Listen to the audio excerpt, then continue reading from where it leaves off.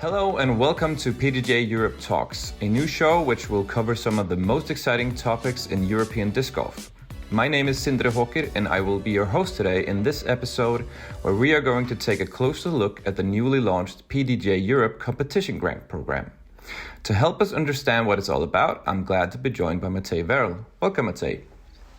Hello, thank you for having me, and it's great to get this opportunity to talk a little bit about our new efforts. Absolutely. First of all, though, tell us a little bit about yourself and your role with the PDGA Europe. My name is Matej Verl. I'm the PDGA Europe Tour Manager. I've been working for PDGA Europe for a little over 5 years now. I'm here to help all the TDs, all the players, all of our members if they have any sort of ruling problem or, problem with IT, with our technology, with our services, literally. And I think competition-wise, then I was running Euro Tour for a couple of years, but now with the GPT coming to Europe, transforming my focus to other activities such as this competition grant program, which is the first in the list that we'll be launching, in this year and upcoming years as well. From top competition to the new players, from supporting women to funding new courses, PDGA Europe is much more than competition. Visit pdga.com/join and grow the sport.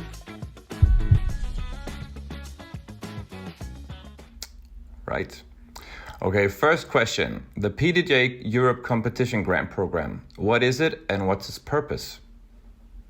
So it's a multi-purpose program. Basically, we want to do several things. One of them is to support underserved divisions. So any kind of women-only events, junior-only events, masters-only events are those that can apply and can be supported.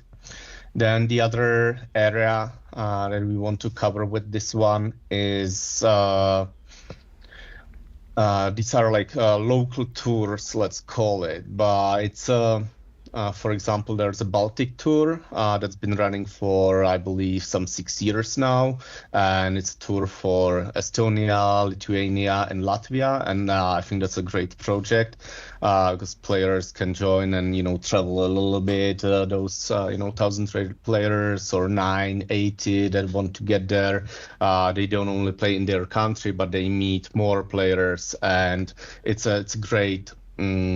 Like a step towards the big Disc Golf Pro Tour that's heading into Europe. So, in countries like Czech Republic, for example, where I'm from, if you play a national tour, you play with those, 2, 3, 5,000 rated players, still the same ones, and maybe it's harder to get to the Disc Golf Pro Tour. But if, let's say, there would be a tour, which is now shaking up, actually, that would cover Poland, Slovakia, Austria, maybe part of Germany, maybe, some other countries.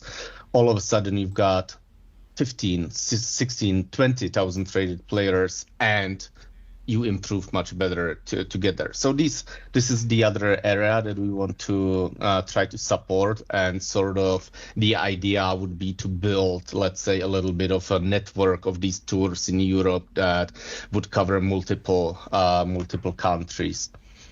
And then the last one is it's twofold. It's sort of like prominent, we call it prominent events, let's say, but it's if a national championship in some country has been sanctioned on a C-tier level for multiple years, maybe we would like to see them sanctioned on a B-tier, but maybe there's a reason, whether that's resources or something else, they don't sanction it on B tier, and we can help them with this. Or if you look at the map historically all Euro Tours, European Pro Tours, and now the Disc Golf Pro Tour events typically are in Scandinavia, but we would like to help events in Central Europe, Southern Europe, if they aim to take the Disc Golf Pro Tour Elite or even Disc Golf Pro Tour Silver status they want to apply, but they are thinking, maybe we are not there yet. This is the grant that can help them, monetary, but also, of course, I will be more than happy to help with my experience and everything. So these are the areas that we try to cover with this new competition grant program. All right, that sounds very interesting with a grand scope for a lot of different aspects of focus. I have a question regarding these divisions that you were talking about. Why has the PDGA Europe felt the need to launch an initiative directed at supporting them specifically?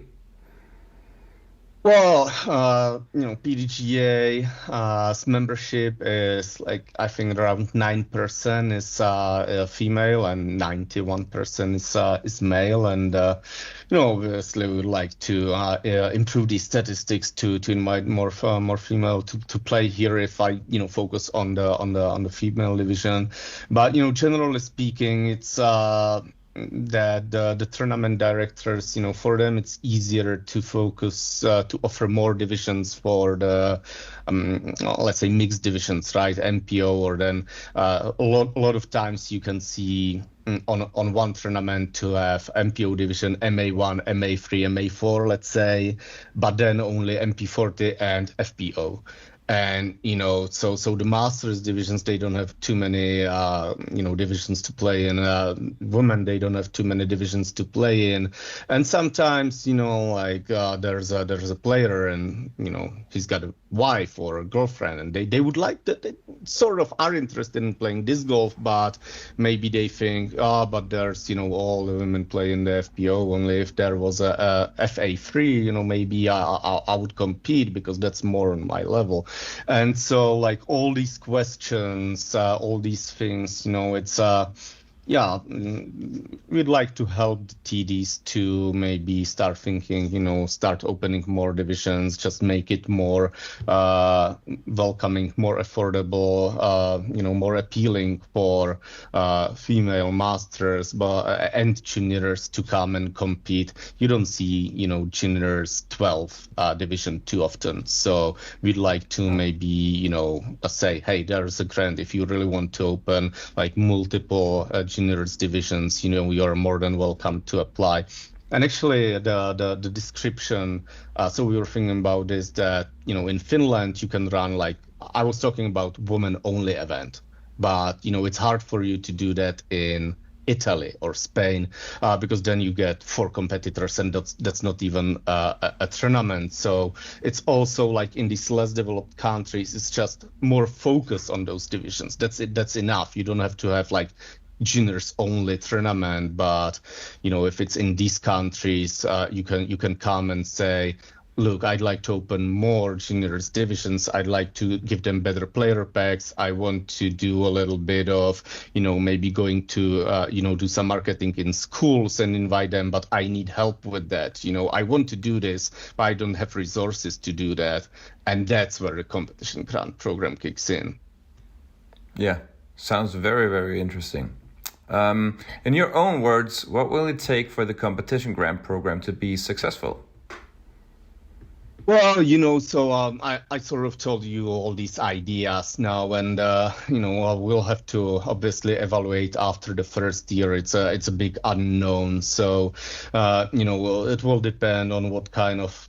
Well, for me, probably the success would be if I get many different applications. So this way, I'd like to really appeal to everyone, even if you don't feel like you'll get the grant, because obviously we can't satisfy everyone. Just apply. I want to see read all these applications, see what's going on, what are the intentions and everything, and then we will grant some of those applications, help them work with the TDs and everything, and we'll have to sort of say do we need to adjust something, maybe, change something a little bit. So it will be an evaluation year, and the only real measure of success, at least for me, would be like, get as many applications as possible and see where it's heading. The first year will be sort of like learning, what's this going to bring. Yeah. This leads very aptly to my next question. Who can apply for a grant?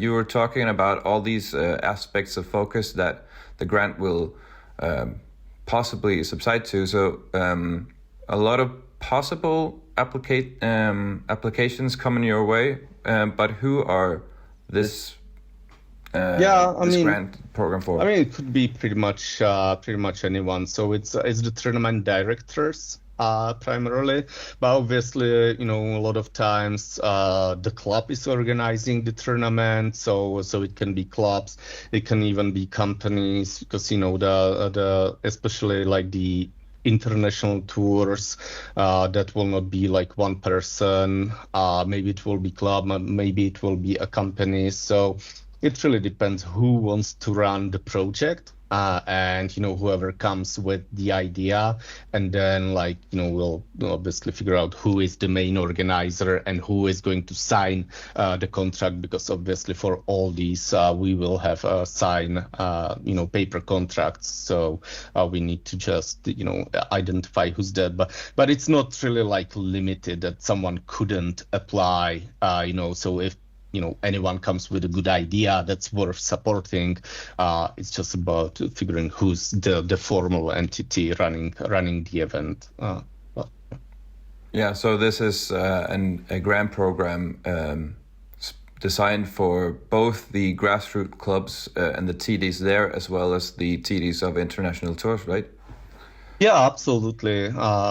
So before I worked for PDGA, I worked on a Prague City Hall on the sports department, and we were granting grants in like all competitions or clubs, like everything sports related, basically. So I've got some experience. Obviously, these were like, there were limitations and there were conditions to get this grant and all this stuff obviously in place. But the first year we are running in this grant program, that I just didn't want to limit these things or make it too narrow. So that's where the evaluation will come after the first year.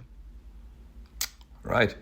And if anyone watching is interested in applying, can you give them a few tips on what makes a successful application? Well, yeah, I mean, the ideal application is that's got some, quite concrete plans and goals. So like the more I see that, yes, this is the plan and this is the impact and this is what we need to do that, the easier it is for me to say, yes, this money will be well spent. I know where they will spend the money and I know what they are at least aiming for, right? And then after the event, we will go to was it a success? How everything worked out. But be as concrete as possible and don't try to come up with just ideas to get the money, but it needs to I need to see that what you're doing, pretty much. And then if you can support this with a good structural budget where I can see that you have got these expenses and these incomes and you've got a little gap to fulfill your goals, then again that's easy for me to say, yeah, this is what we can do and what we want to do. All right. Okay, so if you're an aspiring TD or you have a project that you think will benefit from the competition grant program, make sure to apply now and you'll find the links in the description below. Thank you for explaining everything to us, Matej. Yeah, thank you for having me, and hopefully I'll hear from some of our listeners very soon, and I'll be looking forward to that. Absolutely. And thanks for watching and see you soon. See you.